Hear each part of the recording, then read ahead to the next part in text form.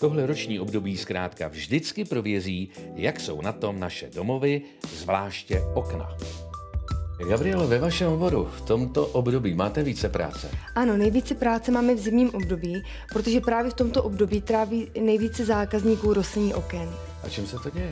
Děje se to tím, že lidé mají okna se zastaralým dvojsklem, které dobře neizoluje a nezabrání prostupu chladu dovnitř a jim se sráží tato voda na vnitřním skle. A tato vysrážená voda potom stéká po rámech a parapetech a vznikají potom plísně. No jo. No a jak se toho můžeme zbavit?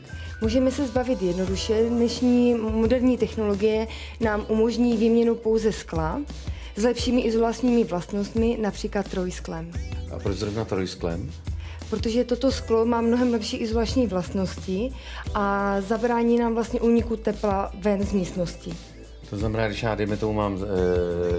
dejme tomu starší plastové okno, kde mám teda dvojsklo, ano, tak je možné ho vyměnit trojsklem? Ano, ale s tím, že se tam dávají uši zaskrývací plastové lišty, protože to trojsklo je v silnější tloušťce.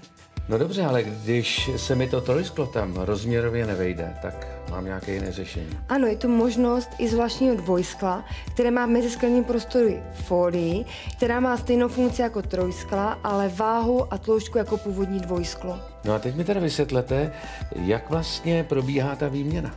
Musí se přesně zaměřit nové sklo a potom se odstraní původní lišty, vyjme se staré sklo, nahradí se novým izolačním trojsklem, které se podloží speciálními zaskrývacími podložkami, aby se trojsklo vycentrovalo a zasklí se zpátky novými užšími, tenčími zaskrývacími lištami, které dokonale přijdou k tomu sklu a nezmění se vlastně původní vzhled toho okna. Jo. Já když teda sleduju toho vašeho Tomáše, jak mu to jde od ruky, myslíte, že bych to zvládnul i já sám? Já věřím, že Loskutáka sleduje spoustu řemeslně zdatných diváků, ale musíme si dát pozor na přesné zaměření skel a výběr zaskrývacích správných lišt. Těchto lišt je nepřeberné množství, proto bych doporučila lidem, aby se obrátili na odbornou firmu. Ještě mi napadlo, je taky spoustu špaletových oken, které mají jednoduchá skla. Dají se také vyměnit?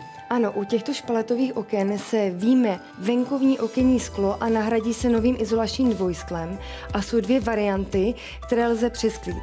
Jestli vám můžu ukázat, tak první varianta je přesklení skla do plastové lišty a druhá varianta je, že se prohloubí drážka, sklo se tam zatmelí a vrátí se zpátky a tuto metodu používáme nejčastěji v památkově chráněných zónách. A jestli můžu zmínit i novinku, je to vákuové dvojsklo, které v 8 mm izoluje stejně dobře jako izolační trojsklo. Takže díky této výměně se mi okna přestanou rosit. Ano, a navíc snížíte únik tepla ven z místnosti a snížíme hluk z ulice. Tak Gabriele, já vám moc krát děkuji, no a já mám radost, že jsme našim divákům ukázali hezkou inspiraci.